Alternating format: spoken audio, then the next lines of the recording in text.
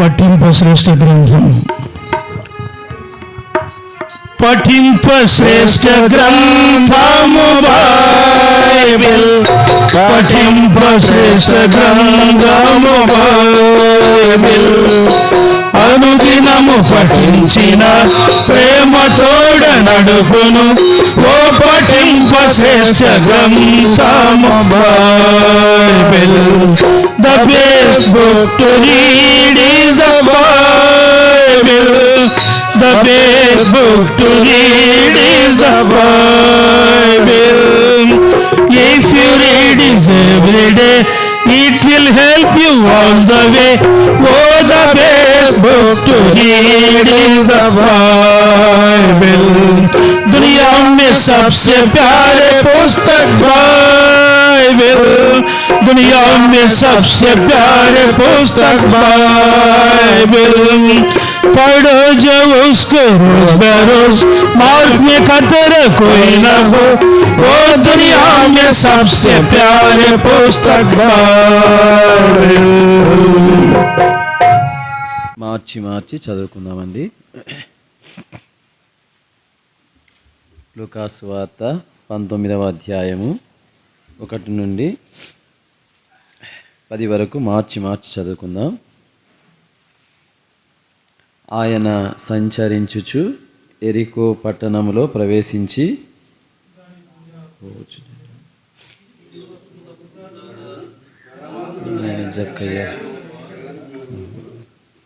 యేసు ఎవరో అని చూడగోరెను గాని పొట్టివాడైనందున జనులు గుంపు కూడి ఉండుట వలన చూడలేకపోయెను.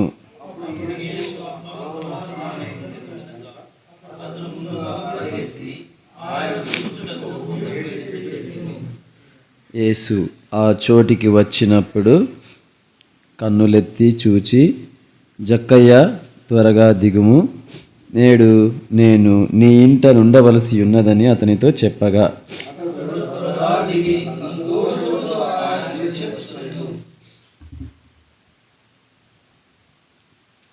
అందరూ అది చూచి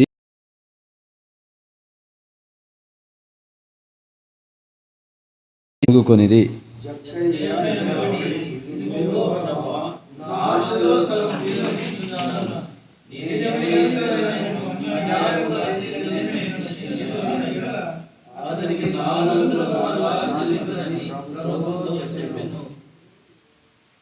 అందుకు యేసు, ఇతడును అబ్రహాము కుమారుడే, ఎందుకనగా నేడు ఈ ఇంటికి రక్షణ వచ్చి ఉన్నది. దాన్ని వెలిగి రక్షించుటకు మనుష్య కుమారుడు వచ్చునని అతనితో చెప్పాను. ఇల్లు ఉంది. ఆ ఇంటి యజమాని పేరు జక్కయ్య. ఎట్లయితే ఈ ఇంటి యజమానుడు మార్కండేయ అనే అన్న ఉన్నాడు కదా, అన్నగారు ఎలాగైతే ఈ ఇంటి యజమానుడిగా ఉన్నారో, మనం చదువుకున్నటువంటి ఈ భాగంలో కూడా ఒక ఇల్లు ఉంది. ఆ ఇంటి యజమాని పేరు జక్కయ్య. ఈయన ఒక ట్యాక్స్ కలెక్టర్ అన్నమాట. ఈయన ఎట్లయితే ఇక్కడ కసాపురం అనేటువంటి ఈ గ్రామం ఉందో, వాళ్ళ ఊరి పేరు కూడా ఎరికో అనేటువంటి ఊరన్నమాట. ఎరికో అనేటువంటి ఊరిలో ఈయన నివసించేవాడు. ఒకరోజు యేసుక్రీస్తు ప్రభు భూమి మీద ఉన్నప్పుడు ఆయన ఆయా పట్టణములు గ్రామములు సంచరిస్తూ ఎరికో అనేటువంటి ఈ పట్టణానికి వచ్చాడనమాట. ఈ పట్టణానికి వచ్చినప్పుడు ఈ జక్కయ్యకు ఏమనిపించిందంటే, యేసు ఎవరో అని చూడాలనుకున్నాడు. యేసు ఎవరో అంటే, యేసు ప్రభు అంటే ఎవరో అంటే ఏమి తెలియదు ఆయనకి యేసు ప్రభు గురించి. కాబట్టి యేసు ప్రభు ఎవరో అని తెలుసుకోవాలని తను ఆశ కలిగి ఉన్నాడు.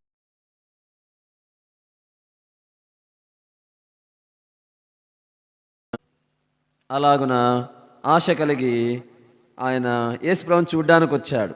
అయితే యేసుప్రభు చుట్టూ చాలామంది ఉన్నారు గుంపుగా. ఈయన పొట్టివాడు కాబట్టి ఆయన చూడలేకపోతూ వచ్చినారు. అయితే ఆయనకు చూడాలని ఆశ ఉంది కాబట్టి యేసుప్రభు వచ్చే దారిలోన దూరముగా వెళ్ళి ఆ దారిలోన పరిగెత్తుకొని వెళ్ళి ఒక మేడి చెట్టు ఉంటే రోడ్డు వైపు వంగినటువంటి ఒక మేడి చెట్టు మీద ఎక్కి ఆ మేడి చెట్టు మీద నుండి తను యేసు ప్రభువుని చూడాలని మేడి చెట్టు ఎక్కాడనమాట. అదే దారిలోనే యేసు ప్రభు కాలి నడకను వస్తూ ఉన్నాడు. అనేక మంది యేసు ప్రభుతో పాటు ఉన్నారు. వస్తూ ఉండగా యేసు ప్రభు అకస్మాత్తుగా ఆ చెట్టు దగ్గర ఆగాడు. చెట్టు దగ్గర ఆగి పైకి చూసి, జక్కయ్య త్వరగా దిగుము, నేడు నేను నీ ఇంట నుండవలసి ఉంది అని చెప్పాడనమాట. ఆయనకు ఆశ్చర్యమైంది జక్కయ్యకు. అరే, నా పేరేం తెలుసు ఈయనకు? అంతేకాదు, నేను చెట్టెక్కినట్లు ఈయన ఎట్లా కనుగొన్నాడు? అంతేకాదు, నేను కనీసమైన ఈయన చూస్తే చాలని ఆయన కోసం నేను ప్రయాసపడతా ఉన్నాను. పరిగెత్తి ఆయన చూడడానికి వెళ్ళాను. కానీ ఈయనే వచ్చి నా ఇంట్లో ఉంటానంటా ఉన్నాడే. కాబట్టి ఇంత గొప్ప వ్యక్తి నా ఇంట్లోకి రావడానికి ఇది ఆశ్చర్యమే అని సంతోషముతో ఈ యొక్క జక్కయ్య అనేటువంటి వ్యక్తి యేసుక్రీస్తు ప్రభువారిని తన ఇంట చేర్చుకున్నాడన్నమాట. ఇప్పుడు జక్కయ్య ఇంట్లోకి యేసుప్రభు వచ్చాడు. జక్కయ్య ఇంట్లోకి యేసుప్రభు వచ్చాడు కదా. ఇప్పుడు ఈ ఇల్లు ఎలాంటిదిగా మారింది, లేదా ఈ ఇల్లు ఎలాంటిది అనే కొన్ని సంగతులు మనం చూసి మనము ముందున్న కార్యక్రమంలోకి వెళ్దామండి. దయచేసి గమనించండి.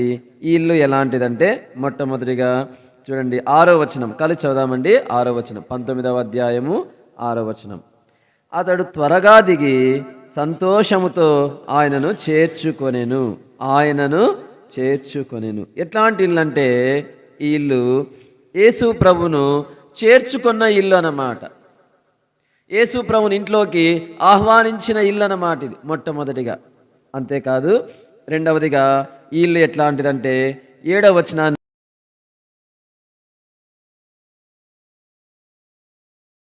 పాపి అయిన మనుషుని యొద్ద బస చేయ వెళ్ళనని చాలా సనుగుకొనిరి. రెండవదిగా ఈ ఇల్లు ఎట్లాంటిదంటే యేసు ప్రభు ఆ ఇంట్లోకి వెళ్ళడమే కాదు, ఆ ఇంట్లో బస చేశాడు. అంటే ఆ ఇంట్లో వాళ్ళతో సహవాసం చేస్తూ ఉన్నాడన్నమాట. అంటే చెప్పాలంటే ఈ ఇల్లు ఎలాంటిదంటే యేసు ప్రభువును చేర్చుకోవడమే కాదు, యేసు ప్రభుతో సహవాసం చేసేటువంటి ఇల్లు అన్నమాట. అంతేకాదు, మూడవదిగా 8వ వచనం కలిసి చదువుదామండి. 8వ వచనము, జక్కయ్య నిలవబడి, ఇదిగో ప్రభువా, నా ఆస్తిలో సగము బీదలకిచ్చుచున్నాను. నేనెవని యొద్దనైనా అన్యాయముగా దేనినైనను తీసుకొని నేడల అతనికి 4 అంతలు మరలా చెల్లింతునని ప్రభువుతో చెప్పాను. అంతేకాదు, ఈ జక్కయ్య ఎలాంటి వాడంటే ట్యాక్స్ కలెక్టర్ కాబట్టి ఎక్కువగా గవర్నమెంట్ వాళ్ళు ఒక రేటు చెబితే ఈయన ఎక్కువ రేటు చెప్పి ఎక్కువ ట్యాక్స్, ఎక్కువ పన్నులు వసూలు చేసేవాడు అన్నమాట ఈ జక్కయ్య అనేటువంటి ట్యాక్స్ కలెక్టర్. ఇప్పుడు యేసు ప్రభు ఇంట్లోకి రాగానే, యేసు ప్రభు ఆ ఇంట్లో వాళ్ళతో సహవాసం చేస్తుండగానే యేసు ప్రభు ఏం చేశాడంటే జక్కయ్యతో మాట్లాడాడు. దేని ద్వారా మాట్లాడాడంటే తన చేసినటువంటి అన్యాయంగా సంపాదించిన వస్తువుల ద్వారా దేవుడు మాట్లాడాడు. అప్పుడు జక్కయ్య దేవుని స్వరం విన్నాడు. ఆ దేవుడు మాట్లాడటం విన్నాడు. తద్వారా జక్కయ్య ఏం చేశాడంటే, అయ్యా, నేను అన్యాయంగా సంపాదించినదంతా కూడా ఎవరితో ఎంత అన్యాయంగా తీసుకున్నానో వాళ్ళందరికీ తిరిగి నేను 4 అంతలు చెల్లిస్తాను, అంతేకాదు నా ఆస్తిలో భాగం ఇస్తాను అని అన్నాడు. అంటే మూడవదిగా ఇల్లు ఎట్లాంటిదంటే యేసు ప్రభు మాట్లాడుచున్నటువంటి ఇల్లు అన్నమాట, లేదా యేసు ప్రభు యొక్క స్వరమును వినుచున్నటువంటి ఇల్లు. మూడు రకాలు చూసాం కదా. మొదటిది ఏం చెప్పండి మరొకసారి దయచేసి. మొదటిది ఎట్లాంటి ఇల్లు? యేసు ప్రభును చేర్చుకున్న ఇల్లు. రెండవది యేసు ప్రభుతో సహవాసం చేసే ఇల్లు. మూడవది యేసు ప్రభు యొక్క స్వరాన్ని వినే ఇల్లు. అంతేకాదు, 4వదిగా ఈ ఇంట్లో ఎలా ఏమైందంటే యేసు ప్రభు విషయంలో జక్కయ్య చూడండి 3వ వచనం కలిసి చదవండి. 3వ వచనము, యేసు ఎవరో అని చూడగోరెను. చాలు, యేసు ప్రభు ఎవరో చూడగోరాలనుకున్నాడు. అంటే ఎవరో ఈయనకు తెలియదు. అయితే ఎప్పుడైతే ఇంట్లోకి ఆహ్వానించినాడో, ఇంట్లోకి చేర్చుకున్నాడో, ఆ యేసు ప్రభుతో సహవాసం చేస్తున్నాడో, ఆ యేసు ప్రభు యొక్క స్వరాన్ని వింటూ ఉన్నాడో, అప్పుడు ఏమైందంటే ఇప్పుడు చూడండి 8వ వచనం కలిసి చదువుదామండి. జక్కయ్య నిలవబడి, ఇదిగో ప్రభువా, చాలు, ఇదిగో అంటే ఎవరో అని అనుకున్న వ్యక్తిని ఇంట్లోకి ఆహ్వానించగానే ఈ జక్కయ్యకు ఏమర్థమైందంటే ఈయన ప్రభువు అని ఎరిగాడనమాట. అంటే 4వదిగా ఎట్లాంటిదంటే యేసు ప్రభు ఎలాంటి వాడో ఈయన ఎరిగి ఉన్నటువంటి ఇల్లు అన్నమాట. ఎట్లాంటి వాడో ఎరిగినటువంటి ఇల్లు అన్నమాట. 5వ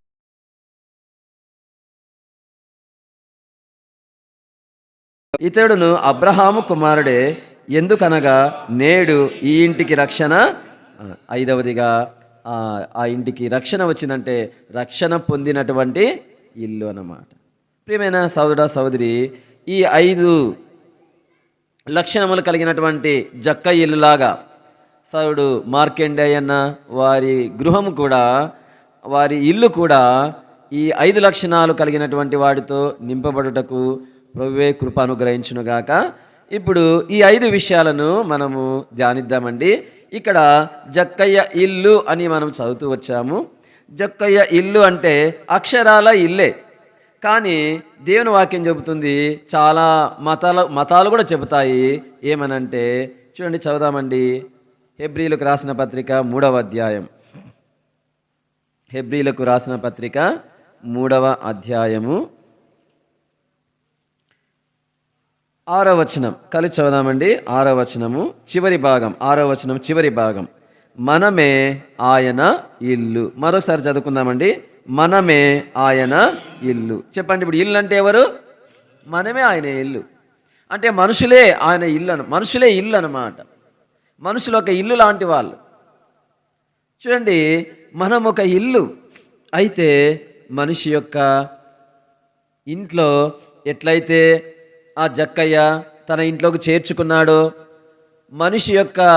మనిషిలోకి దేవుడు వచ్చి నివసించగలడా అంటే దేవుని వాక్యం చెబుతుంది, అవును, నివసించగలడు. చూడండి, ఎఫెసీలకు రాసిన పత్రిక 3వ అధ్యాయం. ఎఫెసీలకు రాసిన పత్రిక 3వ అధ్యాయము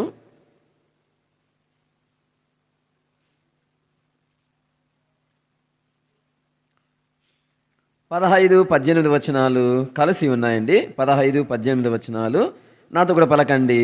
క్రీస్తు మీ హృదయములలో విశ్వాసము ద్వారా నివసించునట్లును. చూడండి, మన హృదయాలలో యేసు ప్రభు విశ్వాసం ద్వారా నివసించేవాడుగా ఉంటాడన్నమాట. మనుషుల హృదయ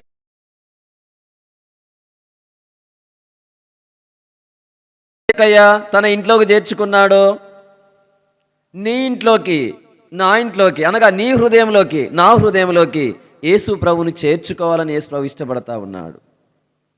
ఎట్లు అంటే విశ్వాసము ద్వారా. యేసు ప్రభు మన హృదయంలోకి రావాలంటే మన దేహాన్ని చీల్చుకొని లోపలికి వస్తాడా? అట్లా కాదు. కానీ ఆయన మనం నమ్మినట్లయితే, విశ్వసించినట్లయితే ఆయన మన హృదయంలోకి వచ్చి ఆయన మన హృదయంలో నివసిస్తాడు. కానీ మానవ హృదయం ఎలాంటిది అంటే చూడండి, ఇర్మియా గ్రంథము 17వ అధ్యాయము. ఇర్మియా గ్రంథము 17వ అధ్యాయము. మనిషి హృదయము ఎలాంటిది అంటే అది చూడండి, 17వ అధ్యాయము 9వ వచనం కలిసి చదువుకుందామండి. ఇర్మియా గ్రంథము 17వ అధ్యాయము 9వ వచనం. హృదయము అన్నిటికంటే మోసకరమైనది, అది ఘోరమైన వ్యాధి గలది, దాన్ని గ్రహింపగలవాడు. చూసారా, మానవ హృదయం ఎలాంటిదంటే అన్నిటికంటే మోసకరమైనది. అంటే ప్రపంచంలో ఏదైనా మోసం చేసే వ్యక్తి ఎవరైనా ఉన్నాడు అంటే ఆ వ్యక్తి కంటే మన హృదయమే మనల్ని మోసం చేసేది ఎక్కువ అన్నమాట. ఇంకా ఏవైనా మోసం చేసేవి ఏవైనా ఉన్నాయంటే ప్రపంచంలో, వాటన్నిటికంటే కూడా నా హృదయము నన్ను మోసం చేసేది, నీ హృదయము నిన్ను మోసం చేసేది. ఎందుకోసం అంటే ఇది ఘోరమైన వ్యాధి కలిగి ఉంది. మన హృదయానికి ఘోరమైన వ్యాధి ఉంది. ఏంటంటే భౌతికమైనటువంటి అనారోగ్యంతో కూడిన వ్యాధి కాదు. కానీ ఈ వ్యాధి ఎలాంటిదంటే మార్కు సువార్తలో రాయబడింది. మార్కు సువార్త 7వ అధ్యాయము 21, 22, 23 వచనాలు మనం కలిసి చదువుకుందామండి. మొదటగా ఒక్కొక్క వచనాన్ని కలిసి చదువుదామండి. లేకుంటే మొదటగా 20 నుంచి మనం 20 నుంచి 23 వరకు మార్చి చదువుదామండి. మైక్లో శబ్దయంత్రం ద్వారా వినడానికి నేను కూడా మీతో పాటు రెండవ వచనం నేను కూడా చదువుతాను. 7వ అధ్యాయం 20వ వచనం కలిసి చదువుదామండి. 20 నేను చదువుతాను, 21 మీరు చదవండి. 22 నేను చదువుతాను, 23 మీరు చదవండి. మనుషుని లోపలి నుండి బయలు వెళ్ళునది మనుషుని అపవిత్రపరచును. చదవండి. లోపలి నుండి అనగా మనుషుల హృదయములో నుండి దురాలోచనలను, జారత్వములను, దొంగతనములను. 22 నరహత్యలను, వ్యభిచారములను, లోభములను, చెడుతనమును, కృత్రిమమును, కామ వికారమును, మత్సరమును, దేవదూషణయు, అహంభావమును, అవివేకమును వచ్చును. ఈ చెడ్డవన్నీయు లోపలి నుండియే బయలు వెళ్ళి మనిషిని అపవిత్రపరచు. చూడండి, ఇవి మనిషి హృదయంలో నివసిస్తుండేవి. ఇదే మనిషి హృదయానికి ఘోరమైన వ్యాధి. ఇదే మనిషి హృదయంలో ఇవన్నీ ఉండి ఏం చేస్తున్నాయంటే మనల్ని మోసం చేస్తూ ఉన్నాయి. మనం చాలాసార్లు అనుకుంటాము, నేను ఫలానా వ్యక్తి ద్వారా నేను మోసపోయి ఇలా అయినాను అనుకుంటారు కొంతమంది. మన పిల్లల విషయంలో కూడా అంటాము, ఫలానా వాడిని జతబట్టి మా వాడు ఇలాగయ్యాడు, మా పాప ఇలా అయింది అనుకుంటాం. పొరపాటు. ఎవరో మోసం చేయడం కాదు, వారికంటే ఎక్కువగా మన పిల్లల హృదయాలే మన పిల్లల్ని మోసం చేస్తూ ఉన్నాయి.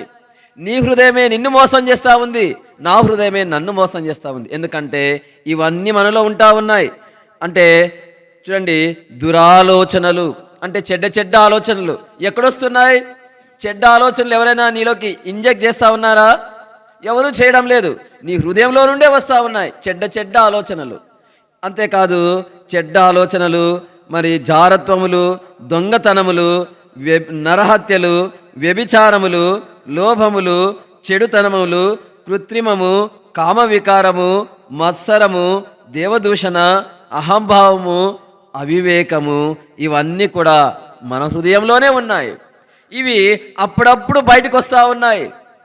అప్పుడప్పుడు మనం బయటకు వచ్చి అనేక సార్లు అవసరాన్ని బట్టి ప్రతి సమయంలో కూడా వచ్చి ఏం చేస్తున్నాయంటే 23వ వచనం కలిసి చదువుదామండి. 23వ వచనము, ఈ చెడ్డవన్నీయు లోపలి నుండియే బయలు వెళ్ళి మనుషుని అపవిత్రపరచునని ఆయన చెప్పారు. ఏంటి? ఈ చెడ్డవన్నీ లోపలి నుండే బయటకు వచ్చి మనిషిని ఏం చేస్తూ ఉన్నాయంటే అపవిత్రపరుస్తూ ఉన్నాయి. మనిషి అపవిత్రపరచబడతా ఉన్నాడు. ఓ అన్న, ఓ అక్క, వినేటువంటి నీలో ఈ చెడ్డవన్నీ ఉన్నాయా? ఈ చెడ్డవి నీలో మాత్రమే కాదు, నాలో మాత్రమే కాదు, యూనివర్సల్గా తెల్లవాళ్ళలోనే ఉన్నాయి, నల్లవాళ్ళలోనే ఉన్నాయి, అందంగా ఉన్న వారిలో ఉన్నాయి, అందం లేని వారిలోనే ఉన్నాయి, చదువుకున్న వారిలోనే ఉన్నాయి, చదువు లేని వారిలోనే ఉన్నాయి, డబ్బున్న వారిలో ఉన్నాయి, డబ్బు లేనుల్లోనే ఉన్నాయి, మన దేశంలో ఉన్న వారికి ఉన్నాయి, విదేశీయులకి ఉన్నాయి. ఇవన్నీ కూడా ప్రతి మనిషి హృదయంలో ఉన్నాయి. ఇవన్నీ కూడా ప్రతి మనిషి హృదయాన్ని అపవిత్రం చేస్తూ ఉన్నాయి. ప్రియమైన ఓ అన్న, ఓ అక్క, మనిషి హృదయము ఇంతగా చెడిపోయింది. అది ఘోరమైన వ్యాధితో నింపబడింది, అది మోసంతో నింపబడింది. ఇట్లాంటి హృదయంలోకి యేసు ప్రభు రావాలని ఇష్టపడతా ఉన్నాడు. నీ హృదయంలోకి వచ్చి నీలో నివసించాలని యేసు ప్రభు ఇష్టపడతా ఉన్నాడు. నీ హృదయంలోకి వచ్చి యేసు ప్రభు నివసించాలంటే నీ హృదయం పవిత్రపరచబడాలి కదా. మనం ఒక ఇంట్లో ఉన్నామంటే అనేక మనకు సరిపోని వస్తువులు, సరిపోనివి ఆ ఇంట్లో నింపబడితే మనం ఉండడానికి ఇష్టపడం. ఆ ఇల్లు నివసించుటకు యోగ్యంగా ఉండాలని కోరుకుంటాం కదా. మరి దేవుడు నీ హృదయంలో నివసించాలంటే హృదయము పవిత్రత అవసరమా కాదా? తప్పకుండా అవసరమే. ఈ పవిత్రత అనేది ఎక్కడి నుండి వస్తుంది, ఎలాగొస్తుంది అనంటే ఎవరైనా వాళ్ళ దగ్గర ఉంటే మనకి ఇవ్వగలరు. 1000 రూపాయలు ఉన్న వ్యక్తి 1000 రూపాయలు ఇవ్వగలడు. డబ్బు లేని వ్యక్తి డబ్బులు ఇవ్వలేడు. జ్ఞానం ఉన్న వ్యక్తి జ్ఞానం ఇవ్వచ్చు. చదువు నేర్చుకున్న వ్యక్తే చదువు నేర్పించగలడు. అదేవిధంగా పవిత్రత అనేది ఎక్కడి నుండి వస్తుందంటే పవిత్రత కలిగిన వ్యక్తి నుండి మాత్రమే వస్తుంది. ఎవరు పవిత్రత కలిగిన వ్యక్తి అంటే హెబ్రీలకు రాసిన పత్రిక 7వ అధ్యాయము 26వ వచనము కలిసి చదువుకుందామండి. 7వ అధ్యాయము 26వ వచనం కలిసి చదువుకుందామండి. పవిత్రుడును నిర్దోషియు నిష్కల్ముషుడును పాపులలో చేరక ప్రత్యేకముగా ఉన్నవాడును ఆకాశ మండలము కంటే మిక్కిలి హెచ్చైన వాడునైనా ఇట్టి ప్రధాన యాజకుడు మనకు సరిపోయినవాడు. చూడండి ఎట్లాంటి వాడంటే యేసు ప్రభు గురించి రాయబడింది. ఆయన పవిత్రుడు అంటే అపవిత్రత లేనివాడు, అపవిత్రత లేని పవిత్రుడు. ఆయన పవిత్రుడు కాబట్టి పవిత్రుడు మాత్రమే పవిత్రతనివ్వగలడు. పవిత్రుడు మాత్రమే అపవిత్రతను పోగొట్టగలడు. అపవిత్రమైన ఒక వ్యక్తి, అపవిత్రమైనటువంటి ఎవరైనా కానీ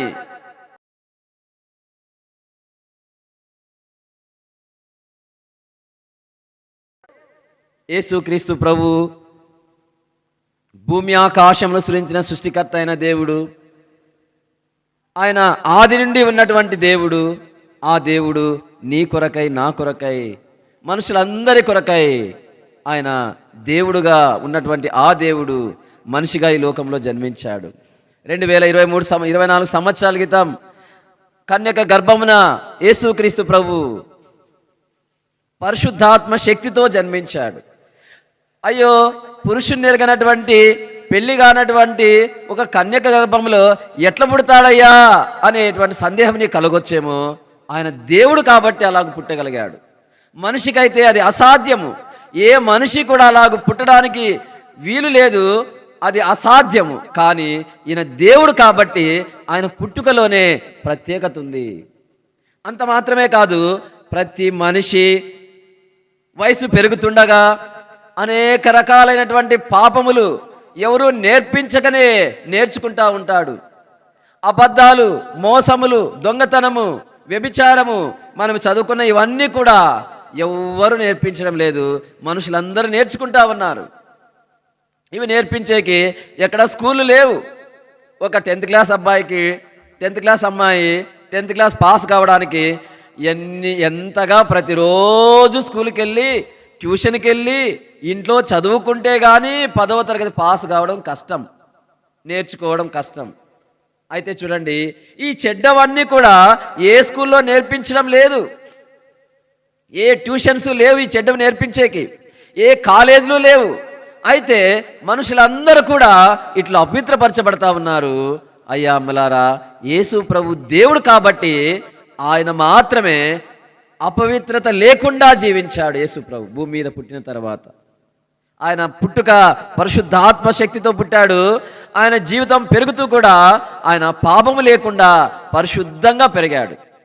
ఆయన అనగా పవిత్రత కలిగి పెరిగాడు. ఆయన హృదయం ఆయన్ని మోసం చేయలేదు, ఎందుకంటే ఆయన దేవుడు కాబట్టి. ఆయన హృదయంలో ఈ చెడ్డవన్నీ లేవు, ఎందుకంటే ఆయన దేవుడు కాబట్టి. ఈ చెడ్డవన్నీ కూడా ఉంటే కదా ఆయన అపవిత్రపరిచేవి, ఆయన హృదయంలో లేవు కాబట్టి ఆయన అపవిత్రపరచలేకపోయినాయి. అందుకే యేసు ప్రభు పవిత్రుడు, పవిత్రంగా జీవించినటువంటి దేవుడు. అంత మాత్రమే కాదు, యేసు ప్రభు మనుషులందరి పాపముల కొరకై యేసు ప్రభు సిలువ వేయబడ్డాడు. ఎక్కడ సిలువ వేయబడ్డాడంటే ప్రపంచానికి నడిబొడ్డున మధ్యధర సముద్రం అని ఉంది. నీవు చదువుకున్న వ్యక్తివైతే ప్రపంచ మ్యాప్లో నీకు తెలిసే ఉంటుంది మధ్యధర సముద్రము. మధ్య అంటే మధ్యలో, ధర అంటే భూమి, సముద్రము అంటే భూమికి మధ్యలో ఉన్న సముద్రం అది. అందుకే దాని పేరు మధ్యధర సముద్రము అని పేరు. అంటే భూమికి మధ్యలో ఉన్నటువంటి ఆ సముద్రమునకు సమీపంలోనే యేసు ప్రభు సిలువ వేయబడ్డాడు. ఎందుకు సిలువ వేయబడ్డాడంటే మనుషులందరినీ పవిత్రపరచడానికి, మనుషులందరి హృదయాలను పవిత్రపరచడానికి, మనుషులందరి హృదయాలలో యేసు ప్రభు నివసించడానికి ఇలాగును సిలువ వేయబడ్డాడు. మనం చేతులతో చేసినటువంటి ఆ హృదయంలో నుండి వచ్చినవి మన క్రియలలో మనం చేసి, మనం చేతులతో చేసిన పాపమును బట్టి యేసు ప్రభు చేతుల్లో మేకులు కొట్టబడ్డాయి. తనలోని అవయవాలైనటువంటి కళ్ళతో, నోటితో, ఆలోచనలతో, తలంపులతో, ఊహలతో చేసినటువంటి పాపమును బట్టి యేసు ప్రభు తలకు ముళ్ళ కిరీటం దిగ్గొట్టబడింది. పురాని చోట్లకు వెళ్ళడానికి మన కాళ్ళు ఉపయోగించడాన్ని బట్టి యేసు ప్రభు కాళ్ళలో మేకు కొట్టబడింది. ఆయన ప్రక్కలో బల్యంతో పొడవబడింది. యేసు ప్రభు రక్తం అంతా కార్చాడు. అట్లు రక్తం అంతా కార్చి యేసు ప్రభు శిలువలో ప్రతి మనుషుని కొరకు మరణం అనుభవించి చనిపోయి సమాధి చేయబడి సమాధిలో నుండి తిరిగి లేచాడు. అయ్యా అమ్మలారా, సమాధిలో నుండి తిరిగి లేచాడు. దీన్ని నువ్వు నమ్మితే చాలు, యేసు ప్రభు నీ పాపములను క్షమిస్తాడు, నీ హృదయమును పవిత్రపరుస్తాడు. చూడండి, దేవుని వాక్యంలో రాయబడింది. 1 యోహాను పత్రిక 1వ అధ్యాయము 7వ వచనం. 1 యోహాను పత్రిక 1వ అధ్యాయము 7వ వచనం. మనం కలిసి చదువుకుందామండి. 7వ వచనము. అయితే ఆయన వెలుగులోనున్న ప్రకారము మనమును వెలుగులో నడిచిన యెడల మనము అన్యోన్య సహవాసము గలవారమైందుము. అప్పుడు యేసు, ఆయన కుమారుడైన యేసు రక్తము ప్రతి పాపము నుండి మనలను పవిత్రులనగా చేయును. చూసినారా? దయచేసి నాతో కూడా పలకండి. యేసు రక్తము ప్రతి పాపము నుండి మనలను పవిత్రులనుగా చేయును. మనిషిని పవిత్రంగా చేసేది ఏంటంటే యేసు ప్రభు రక్తమే. చూడండి, చేతులు మామూలుగా కడుక్కోవాలంటే నీళ్ళతో కడుక్కుంటాం. బట్టలు ఉతకడానికి నీళ్ళు వాడవచ్చు. కానీ కొన్ని జిడ్డు లాంటివి, గ్రీసు లేకుంటే ఆయిల్ లాంటిది, నూనెతో కూడినవి పోవాలంటే వట్టి నీళ్ళతో పోవు. వాటిని శుభ్రం చేయడానికి పెట్రోలు లేకుంటే మరి కిరోసిన్ వాడి శుభ్రం చేస్తారు కదా ప్రియమైన అన్న అక్క. అట్లనే మానవుణ్ణి పవిత్రపరచడానికి వాడే ఏది పవిత్రపరచగలదంటే యేసు ప్రభు రక్తము మాత్రమే మనిషిని పవిత్రపరుస్తుంది. ఈ మధ్యాహ్న కాల సమయంలో నీవెవరమైనా సరే చెడిపోయిన నీ హృదయాన్ని యేసు ప్రభు బాగు చేయగలడు. అపవిత్రపరచబడినటువంటి నీ జీవితాన్ని యేసు ప్రభు బాగు చేయగలడు. యేసు ప్రభు నీ హృదయంలోకి వస్తే సంతోషము, ఆనందముతో ఉంటావు. ఎవరు ఇవ్వలేని ఆనందాన్ని నువ్వు కలిగి ఉంటావు. ఇది కేవలము నమ్ముట ద్వారా మాత్రమే. నీ హృదయంలో నమ్ముట ద్వారా మాత్రమే నీ పాపములు క్షమించబడతాయి. ఈ మధ్యాహ్న కాల సమయంలో నీవెవరైనా సరే, నీవెక్కడున్నా సరే యేసు ప్రభుతో నీ పాపములు ఒప్పుకో. ఒకవేళ ఇక్కడే కూర్చున్న వ్యక్తివైనా సరే యేసు ప్రభుతో నీ పాపములు ఒప్పుకో. యేసు ప్రభు నీ పాపాలు క్షమించుతాడు, నీ హృదయమును పవిత్రపరుస్తాడు, నీ జీవితాన్ని పవిత్రపరుస్తాడు, నీ హృదయంలోకి వచ్చి నివసిస్తాడు. అప్పుడు నీవు కూడా చెప్పగలవు, నేను నా హృదయంలోకి యేసు ప్రభువును చేర్చుకున్నాను, నా హృదయం అనే ఇంటిలోకి నేను యేసు ప్రభువును చేర్చుకున్నాను అని నీవు కూడా చెప్పగలవు. నీ హృదయంలో యేసు ప్రభువును చేర్చుకుంటే ఎంతో ఆనందం. అది ఎట్లాంటి ఆనందం అంటే, ఎట్లాంటి సంతోషం అంటే చెప్పనసఖ్యమును మహిమాయుక్తమునైన సంతోషం. ఇట్టి సంతోషము లోకంలో ఎక్కడ దొరకదు. అట్లాంటి సంతోషాన్ని నీవు అనుభవిస్తావు. అంతేకాదు, ఆయన హృదయంలో ఉంటాడు కాబట్టి నీకు నెమ్మదినిస్తాడు, నీకు సమాధానం ఇస్తాడు, నీకు శాంతినిస్తాడు. నీకు ఏ కష్టం వచ్చినా, ఏ ఇబ్బంది వచ్చినా నువ్వు కలవరపడవు. ఈ లోకంలో మనిషిగా పుట్టిన ప్రతి మనిషికి కూడా కష్టములు తప్పనిసరిగా ఉంటాయి. అది క్రైస్తవులకైనా ఉంటాయి, క్రైస్తవులు కాని వారికైనా ఉంటాయి, అందరికీ ఉంటాయి. అయితే ప్రత్యేకత ఏమిటంటే యేసు ప్రభువును నీ హృదయంలోకి చేర్చుకుంటే నీ హృదయంలో కష్టాల్లో, శ్రమల్లో ఈ ప్రభు నీకు తోడుగా ఉంటాడు. కాబట్టి నీవు నెమ్మదిని, సమాధానమును, శాంతిని కలిగి జీవించగలవు. అట్టి కృపను దేవుడు మీకు అనుగ్రహించునుగాక. చూడండి, రెండవదిగా చూడండి, ఈ ఇల్లు ఎలాంటిదంటే లూకా సువార్త 19వ అధ్యాయంలో మొట్టమొదటిగా మనము చేర్చుకొనిన ఇల్లు అని మనం చూస్తూ వచ్చినాం. చూడండి, అంతేకాదు రెండవదిగా ఇల్లు ఎలాంటిదంటే యేసు ప్రభు సహవాసం చేసేటువంటి ఇల్లు. 7వ వచనం కలిసి చదువుదామంటే 7వ వచనము. అందరూ అది చూచి ఈయన పాపి అయిన మనిషి యొద్ద బస చేయ వెళ్ళనని చాలా సనుక్కున్నది. చూడండి, యేసు ప్రభు సహవాసం చేసేటువంటి ఇల్లు. యేసు ప్రభు నీ హృదయంలోకి ఎప్పుడైతే వస్తాడో ఆయన నీతో సహవాసం చేస్తాడు. అంటే నీతో మాట్లాడుతూ ఉంటాడు, నీతో కలిసి ఉంటాడు, నీతో కలిసి తిరుగుతాడు, కలిసి చేస్తూ ఉంటాడు, నీతో సహవాసం చేస్తాడు. చూడండి, మనము దేవునితో, ఈ ప్రభుతో సహవాసం చేసినట్లయితే ఎట్లు సహవాసం చేయగలమంటే వ్యక్తిగతంగా సహవాసం చేయొచ్చు. మరి చదువు వచ్చేటట్లుంటే మార్కండేయన్న కావచ్చు, అక్కగారు కావచ్చు, వారు దేవుని వాక్యమును వ్యక్తిగతంగా చదువుకుంటూ ప్రభుతో సహవాసం చేయొచ్చు. వారు అంతేకాదు, వారు ప్రార్థన చేస్తూ కూడా ప్రభుతో వాళ్ళు సహవాసం చేయొచ్చు. అంతేకాదు వాళ్ళు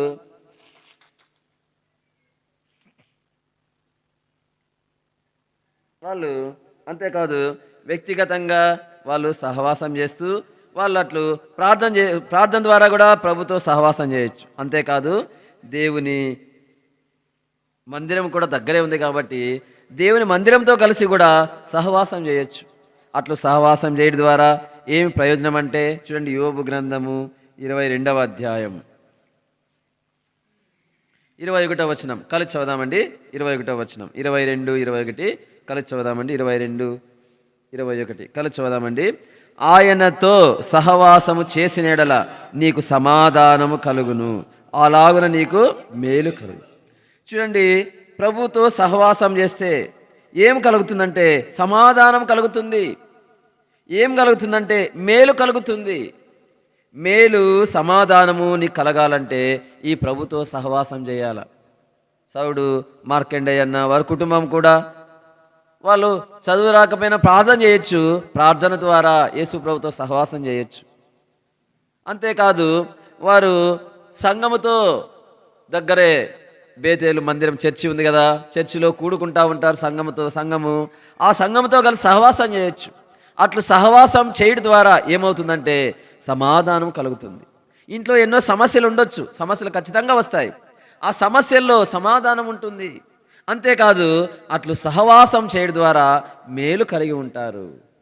అట్టి కృపను సౌడు మార్కండేయ అన్న వారి కుటుంబానికి దేవుడు అనుగ్రహించును గాక.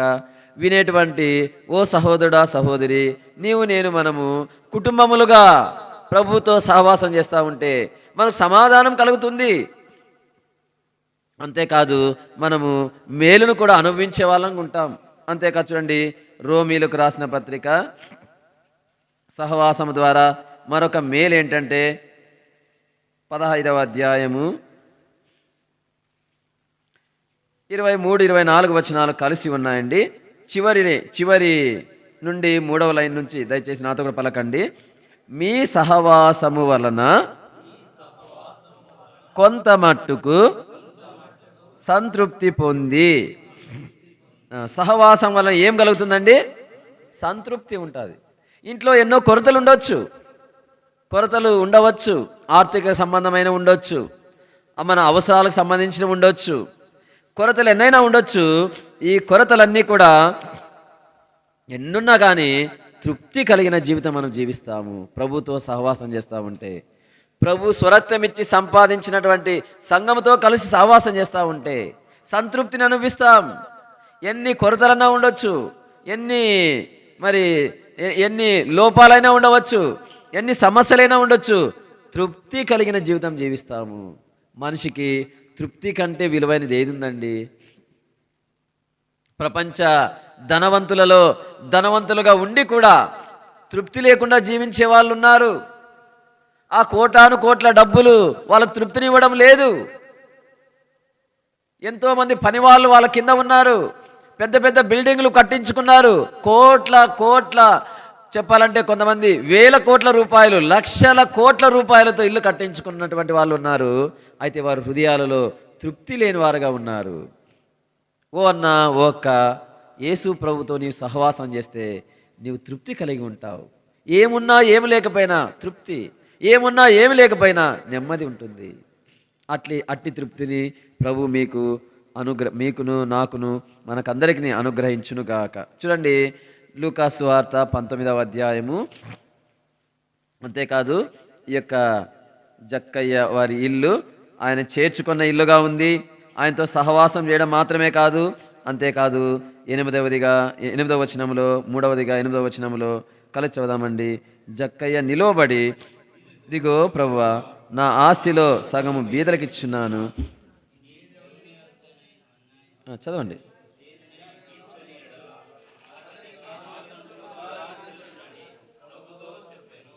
చూడండి, అంతేకాదు ఆయన ప్రభు యొక్క స్వరాన్ని విన్నాడు.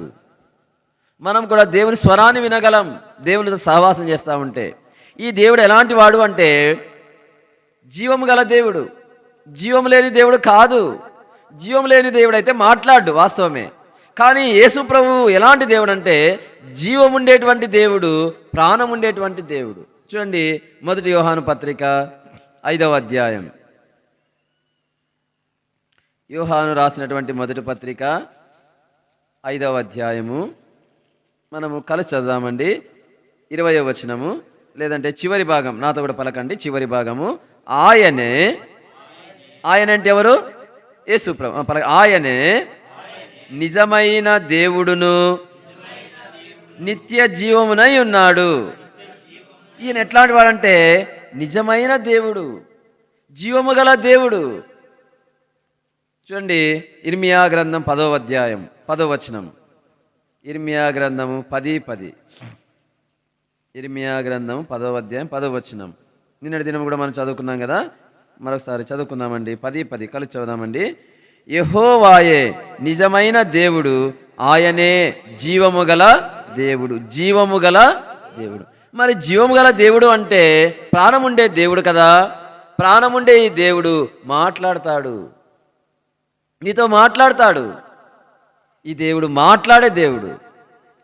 ఆ యొక్క జక్కయ్య దేవుని స్వరాన్ని విన్నాడు. ఎట్లా విన్నాడంటే దేవుడు మాట్లాడే పద్ధతులు కొన్ని ఉన్నాయండి. ఒకటి ఏంటంటే దేవుని వాక్యం ద్వారా మనతో మాట్లాడతాడు. హెబ్రీ 1:1 చదవండి. హెబ్రీలకు రాసిన పత్రిక 1:1.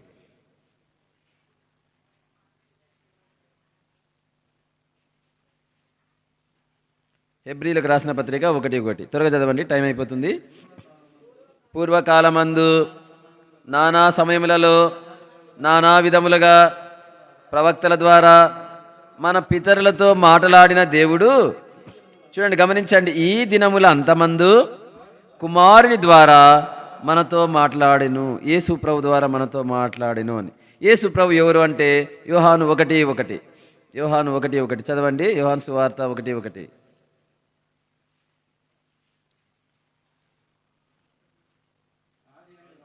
ఆది యందు వాక్యముండెను, వాక్యము దేవుని యొద్ద ఉండెను, వాక్యము దేవుడై ఉండెను. చూడండి, వాక్యము దేవుడై ఉండెను. ఆ వాక్యమే ఏమైందంటే 14వ వచనము, ఆ వాక్యము శరీరధారి అయి కృపా సత్య సంపూర్ణుడుగా మన మధ్య నివసించెను. యేసు ప్రభు వాక్యమైనటువంటి దేవుడు. ఈయన గురించి రాయబడింది. ఈయన ఎట్లాంటి వాడంటే దేవుని వాక్యం అనేటువంటి నామము కలిగిన వాడు, అంటే దేవుని వాక్యము అనేటువంటి పేరు కలిగిన వాడు యేసు ప్రభు. ఈ యేసు ప్రభు ద్వారా, అనగా దేవుని వాక్యం ద్వారా దేవుడు మాట్లాడతాడు. ప్రతిరోజు దేవుని వాక్యం చదువుకుంటా ఉంటే, ప్రతిరోజు దేవుని వాక్యం వింటా ఉంటే, మీటింగులకు వచ్చినప్పుడు మన అక్కర కొలది ప్రభు మాట్లాడతాడు. చాలాసార్లు నాతో మాట్లాడాడు. వ్యక్తిగతంగా వాక్యం చదువుకునే వాక్యం ద్వారా నాతో మాట్లాడాడు. మీటింగ్లో కూర్చున్నప్పుడు మాట్లాడాడు. కొన్నిసార్లు బోధించే సమయంలోనూ మాట్లాడాడు. ఈ దేవుడు ఎట్లాంటి వాడంటే వాక్యం ద్వారా మాట్లాడతాడు. దేని ద్వారా మాట్లాడతాడు చెప్పండి? వాక్యం ద్వారా మాట్లాడతాడు. అట్లు దేవుని వాక్యము నుండి దేవుని స్వరమును మనము విందుముగాక. మనకున్న ఆధిక్యత ఏమిటంటే మన దేవుడు జీవము గలవాడు కాబట్టి జీవము గల దేవుని నుండి దేవుని స్వరాన్ని మనం వినగలం, మన అక్కర కొలది వినగలం. అట్టి ఆధిక్యత మనం కలిగి ఉన్నాము. అట్టి కృపను ప్రభు మనకు అనుగ్రహించును గాక. రెండవదిగా దేవుడు ఎట్లా మాట్లాడాలంటే ప్రార్థనల ద్వారా మాట్లాడతాడు. దేని ద్వారా మాట్లాడతాడు చెప్పండి? ప్రార్థన ద్వారా. చూడండి, అపోస్తుల కార్యములు 11వ అధ్యాయం. దేవుడు ఎలాగ మాట్లాడతాడంటే ఈ దేవుడు అపోస్తుల కార్యములు 11వ అధ్యాయము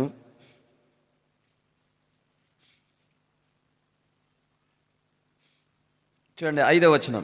5వ వచనం చదండి. 5వ వచనము.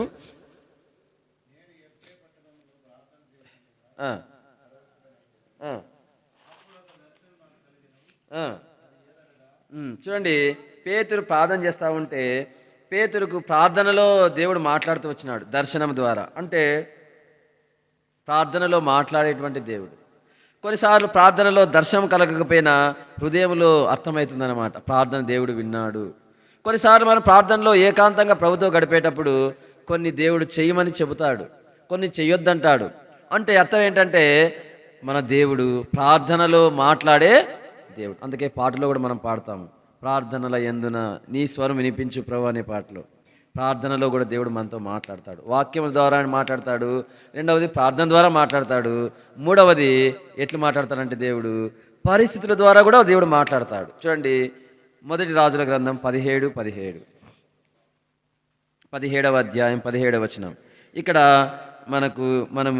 మనం చూసినట్లయితే ఇక్కడ ఏలియా ప్రవక్తను పోషించడానికి ఒక విధవరాలను దేవుడు ఏర్పాటు చేశాడు. ఆ కరువు కాలంలో ఆ విధవరాలు దగ్గర ఉంటూ వచ్చినాడు. మరి ఆయన దగ్గర ఉన్నప్పుడు ఆమె కుమారుడు వ్యాధి గలవాడుగా రోగి అయి ప్రాణం విడిచినప్పుడు ఆమె చెప్తున్న మాట అన్నమాట. కలిసి చదువుదామండి. అడు తర్వాత ఆ ఇంటి యజమానురాలైన ఆమె కుమారుడు రోగి అయి ప్రాణము నిలువజాలనంత వ్యాధి గలవాడైను. ఇప్పుడు 18 కలిసి చదువుదామండి. ఆమె ఏలియాతో, దైవజనుడా, నా యొద్దకు నీవు రానిమిత్తమేమి? నా పాపమును నాకు జ్ఞాపకము చేసి నా కుమారుని చంపుటకాయ నా యొద్దకు వచ్చితివా అని మనవి చేయగా. చూడండి, నా పాపమును నాకు జ్ఞాపకము చేసి. ఆమె కుమారుడు చనిపోయినాడు. ఆమె కుమారుడు చనిపోవటను బట్టి, ఆ పరిస్థితిని బట్టి దేవుడు ఆమెతో మాట్లాడాడు. ఆమె పాపమును ఆమె గుర్తు చేయబడింది ఆమెకు. మరలా తిరిగి ఏలియా మరి ఆ కుమారుని బ్రతికించాడు. చూసారా, అంటే దేవుడు పరిస్థితుల ద్వారా కూడా మాట్లాడతాడు. అంతేకాదు దేవుడు వస్తువుల ద్వారా కూడా మాట్లాడతాడు. మనము ఇంతకుముందు చదివిన వాక్య భాగంలోనే ఆ యొక్క జక్కయ్య వాళ్ళ ఇంట్లో ఎన్నో అన్యాయపు వస్తువులు తీసుకొని తెచ్చిపెట్టుకున్నాడన్ని, ప్రజల డబ్బుతో తీసుకున్న వస్తువులు, వాటిని తెచ్చుకొని పెట్టుకున్నటువంటి ఆయన మాట్లాడుతూ వచ్చినాడు దేవుడు. ఆ వస్తువు చూస్తే, ఈ వస్తువు నీదా, నువ్వు పెట్టి కొన్నావా, పలానా వ్యక్తితో అన్యాయంగా సంపాదించింది కదా అని ఆ వస్తువులు మెల్లని స్వరముతో ఆ యాకోబుతో జక్కయ్యతో మాట్లాడుతూ వచ్చినాయి. అవి ఎవరు వినలేదు వాడి స్వరము, లోపల అంతరంగంలో విన్నాడు జక్కయ్య. విని వెంటనే వాటిని వాళ్ళకి ఇచ్చేద్దామని నిర్ణయించుకున్నాడు. అంటే దేవుడు వస్తువుల ద్వారా కూడా దేవుడు మాట్లాడతాడు. నేను సేవకు రావాలంటే నేను చాలా ఇష్టపడేవాడిని కాదు. అందుకోసము దాదాపు 9 సంవత్సరాలు నేను ప్రభు నాతో మాట్లాడుతూ వచ్చినా కూడా నేను లోబడలేదు.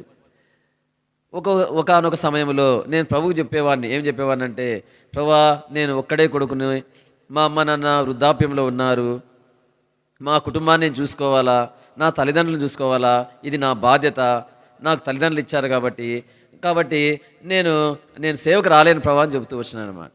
చెబుతూ వస్తే ఒకరోజు అట్లు చాలాసార్లు చెప్పినాను, చాలాసార్లు దేవుడు రకరకాలుగా మాట్లాడుతూ వచ్చినాడు, నేను వినలేదు. ఒకరోజు ఉదయం లేచి తల దూకుందామని అద్దం దగ్గరికి వెళ్ళినాను. అద్దం దగ్గరికి వెళ్ళి ఇట్లా తల దూకుంటా ఉంటే వెంట్రుకలు ఇట్లా పైకి లేచినాయన్నమాట. వాటిని ఆ దువ్వెనతో అదం బట్టి దూకున్నా కూడా అనగలేదు. ఏం చేశానంటే మళ్ళీ నూనె తీసుకొని పూసి మళ్ళా వాటిని అదిమి మళ్ళీ దూకునే ప్రయత్నం చేస్తే మళ్ళీ అనగలేదు. ఆఖరికి నీళ్ళ తేమ తీసుకొని నీళ్ళతో తేమ చేసి అంటే కొంచెం తడిపి మళ్ళీ దూడడానికి ప్రయత్నం చేస్తే అయినా కూడా అనగలేదు. అప్పుడు దేవుడు ఆ వెంట్రుకల ద్వారా దేవుడు నాతో మాట్లాడినాడు. ఏం మాట్లాడినాడంటే, ఒరే పాల్, నీ బలం ఎంత లేదా నీ సామర్థ్యం ఎంత అంటే కేవలం వెంట్రుకలను కూడా నీవు వంచుకోలేవురా, నువ్వు నీ కుటుంబాన్ని నువ్వు పోషిస్తావా, నీ తల్లిదండ్రులను పోషిస్తావా అని ప్రభు నాతో మాట్లాడినాడు అన్నమాట. అప్పుడు నేను ఏడ్చినాను ఉదయం. చూడండి, అంటే ఎందుకు చెప్తున్నానంటే దేవుడు వస్తువుల ద్వారా కూడా దేవుడు మాట్లాడతాడు. పరిస్థితుల ద్వారా దేవుడు మాట్లాడతాడు.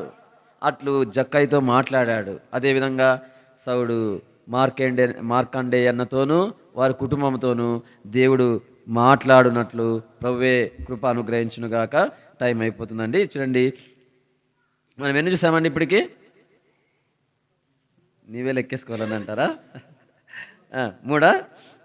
ఒకటి, ఆ దేవుడు ఎట్లాంటి వాడంటే ఎట్లాంటిది అయ్యిల్లంటే, ఒకటి చేర్చుకున్నారు, రెండవది సహవాసం చేశారు, మూడవది ఆయన స్వరాన్ని వింటూ వచ్చినారన్నమాట.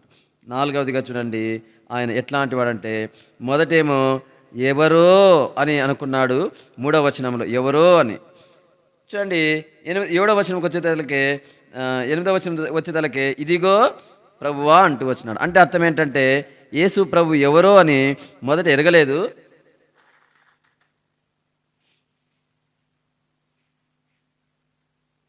ఆయనతో సహవాసం చేసే కొద్దీ ఏమైందంటే యేసు ప్రభు ఎవరో ఎరుగుతూ వచ్చినాడు. రక్షించబడిన దేవుని బిడ్డ, ఓ విశ్వాసిగా ఉన్నటువంటి ఓ సహోదరా, ఓ సహోదరి, దైవ సేవకునిగా ఉన్నటువంటి నేను ప్రభువుని ఎరిగే వారంగా ఉండాల. దినదినము కొంత కొంత, వారం వారము, సంవత్సరము కొంత కొంత ప్రభుని ఎరుగుతూ రావాల. ఎట్లు ఎరగగలమంటే 2 సందర్భాలు గుర్తు చేస్తా చూడండి. యోహాను సువార్త 4వ అధ్యాయం, 2 నిమిషాలు ఉంది నాకు ఇచ్చిన టైము. 4వ అధ్యాయం, యోహాను సువార్త 4వ అధ్యాయము చూడండి. ఇక్కడ సమరయ స్త్రీ అనేటువంటి ఆమె ఉంది. ఈమె యేసు ప్రభుతో సహవాసం చేస్తూ ఉంది. యేసు ప్రభుతో ఈమె మాట్లాడుతూ ఉంది. మాట్లాడినప్పుడు ఆమె ఒక్కొక్కటిగా ఆయన ఎరుగుతూ వచ్చిందనమాట. మొట్టమొదటిగా యేసు ప్రభుని ఎలాంటి వాడు అనుకుందంటే చూడండి 9వ వచనం, కలిసి చదువుదామండి. 9వ వచనము, ఆ సమరయ స్త్రీ, యూదుడు అయిన నీవు సమరయ స్త్రీనైన నన్ను దాహమునకిమ్మని ఎలాగ అడుగుచున్నావని ఆయనతో చెప్పాను. ఏలయనగా యూదులు సమరయులతో సాంగత్యము అంటే ఏమని అంటుందంటే నీవు ఎవరంటే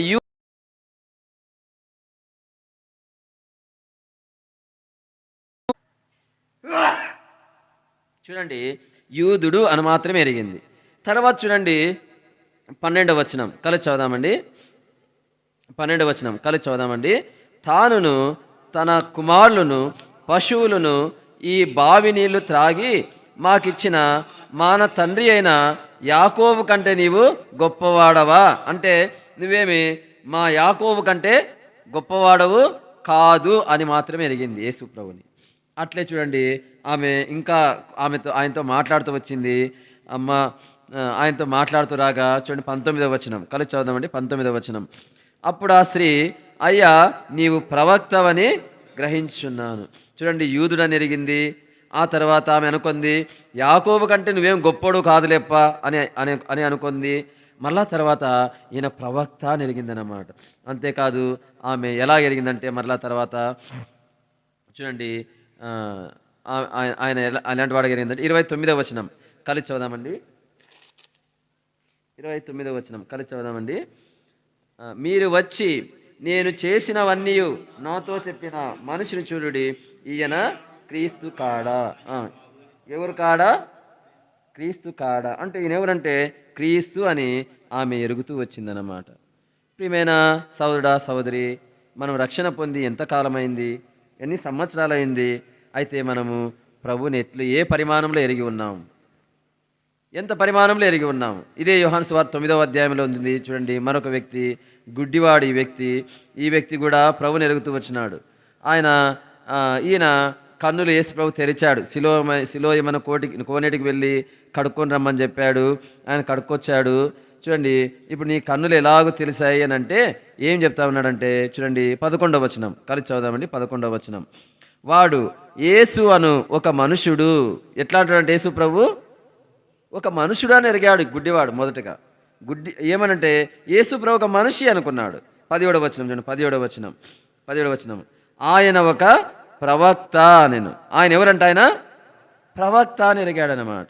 అంతేకాదు చూడండి మరి 25వ వచనంలో ఎవరు ఆయన గురించి మాట్లాడుతూ ఉంటే ఏమని ఎరిగాడంటే 25వ వచనంలో, ఆయన పాపియో కాడో నేను ఎరుగను, ఒకటి మాత్రం నేను ఎరుగుదును, నేను గుడ్డివాడనయుండి ఇప్పుడు చూచున్నాను. అంటే తన కన్నులు తెరిచిన వాడుగా మాత్రమే తను ఎరిగి ఉన్నాడు. చూడండి ఇప్పుడు 31వ వచనం కలిసి చదువుదామండి. దేవుడు పాపుల మనవి ఆలకింపడని ఎరుగుదుము, ఎవడైనను దేవభక్తుడయుండి ఆయన చిత్తము చొప్పున జరిగించినడలా ఆయన వాని మనవి ఆలకించును. ఆయన ఎట్లాంటి వాడని ఎరిగినాడంటే ఈయన పాపి అయ్యింటే దేవుడు వినేవాడు కాదు కాబట్టి ఈయన పాపము లేనివాడు. రెండవది ఈయన ఎట్లాంటి వాడంటే దేవుని భక్తుడు. అంతేకాదు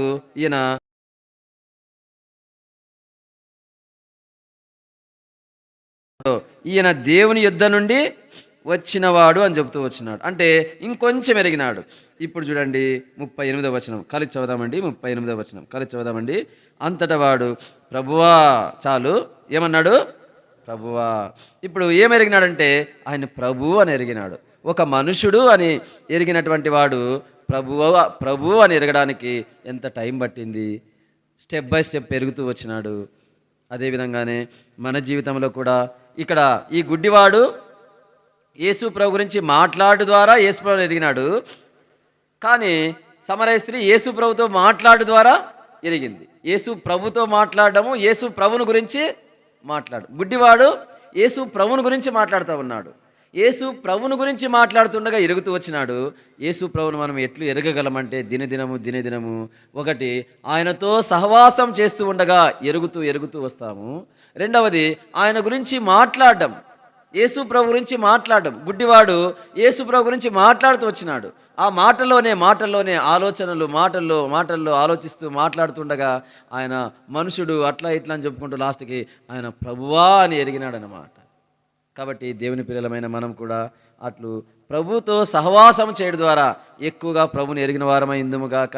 అంత మాత్రమే కాదు, ప్రభువుని గురించి మాట్లాడు ద్వారా కూడా మనం ప్రభుని ఎక్కువగా ఎరగగలము. కాబట్టి అట్లు ప్రభుని గురించి మాట్లాడటకు ప్రభువే మనకు కృపను దయచేయను గాక. సమయం అయిపోయింది. చూడండి, 4 విషయాలు మనం చూసుకున్నాము. ఈ 4 విషయాలు మొదటిది ఏమిటంటే ప్రభువును చేర్చుకున్న ఇల్లు. ఆ ఇల్లు ఎట్లాంటిది చెప్పండి? రెండవది ప్రభుతో సహవాసం చేసిన ఇల్లు. మూడవది ప్రభు స్వరమును విన్న ఇల్లు. నాలుగవది ప్రభువును ఎరిగిన ఇల్లు. ఈ 4 లక్షణాలు. ఐదవదిగా ఈ ఇంటికి రక్షణ పొందిన ఇల్లు. ఈ 5 లక్షణాలు కలిగిన ఇల్లుగా ఈ ఇంటిని దేవుడు ఆశీర్వదించునుగాక. ఈ కుటుంబ సభ్యులకి అందరికి కూడా ఈ 5 అంతుల ఆశీర్వాదమును దేవుడు సౌడు మార్కండేయ వారి కుటుంబ సభ్యులకు ఈ 5 అంతుల ఆశీర్వాదమును అనుగ్రహించునుగాక.